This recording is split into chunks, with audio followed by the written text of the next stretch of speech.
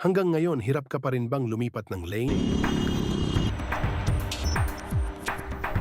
Lagi kang nagbabaka sakali? Sa video na ito, step by step, tuturuan kita ng tamang paglipat ng lane.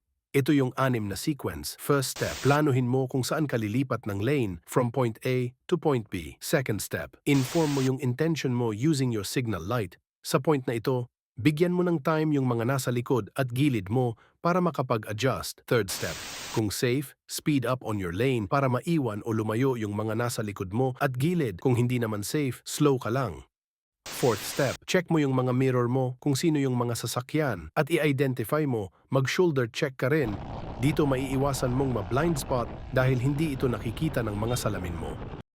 Fifth step, analyze mo yung nakita mo kung malayo ba o malapit, mabilis ba o mabagal, nagbigay ba o hindi, malikot ba o hindi. Last step, once na na-analyzed mo ng safe, execute. Pwede ka nang lumipat ng lane, wag mo nang balikan pag safe na. Ito ang lesson, hindi porke na nag-signal yung sasakyan ay lilipat agad. Hindi porke na nag-signal light ka ay pagbibigyan ka. Laging tandaan na ang magbibigay sa'yo ng lane ay ang third o ang pang-fourth na sasakyan.